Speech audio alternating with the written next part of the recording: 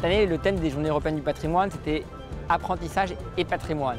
Un thème qui résonne avec le chantier.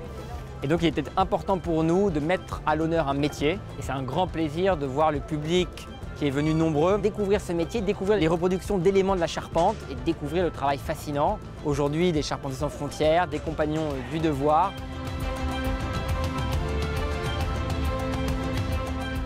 Les Compagnons du Devoir, nous sommes une association ouvrière et notre vocation, c'est de former au savoir-faire, qu'ils soient patrimoniaux ou contemporains. On a des jeunes ici qui sont en train de réaliser une ferme, donc ils font les techniques anciennes, donc à l'épure, lignage, piquage, contre-jaugeage, etc.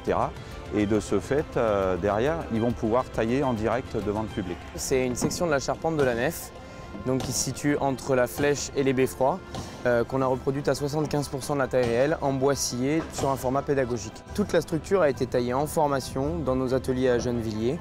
On est resté assez terre à terre par rapport aux pratiques utilisées aujourd'hui.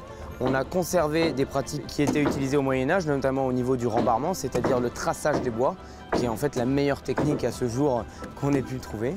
Mais par contre, au niveau du moyen de levage, des manières de tailler, on a utilisé l'électroportatif et des grues simplement pour mettre en condition professionnelle nos apprenants tels qu'ils le font à l'entreprise.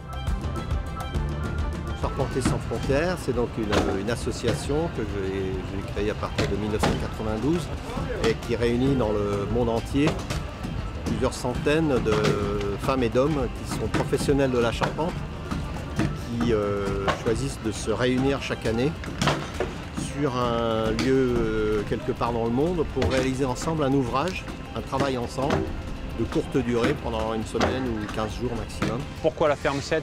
Les premières fermes très primitives ne fonctionnaient pas bien, elles ont montré des désordres et les charpentiers à l'époque les ont fait évoluer. Et la numéro 7, elle est au point, elle fonctionne. Donc c'est celle qu'on a choisi de reproduire parce que c'est la plus ancienne qui fonctionne.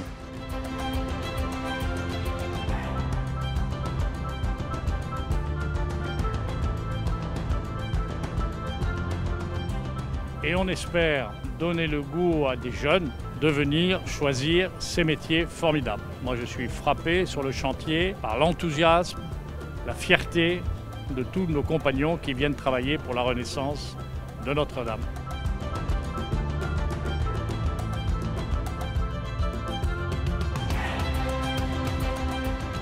Comme on ne peut pas permettre aux visiteurs d'accéder au chantier, on s'est dit qu'on allait leur ouvrir les portes de la cathédrale et du chantier à travers une visite en direct sur les réseaux sociaux.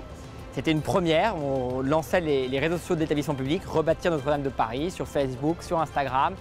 Et donc les internautes ont pu pénétrer à l'intérieur de la cathédrale et ont pu rencontrer les acteurs clés du chantier, le général Georges Lain, l'architecte en chef des monuments historiques Philippe Villeneuve, et puis les compagnons qui œuvrent à la renaissance de la cathédrale.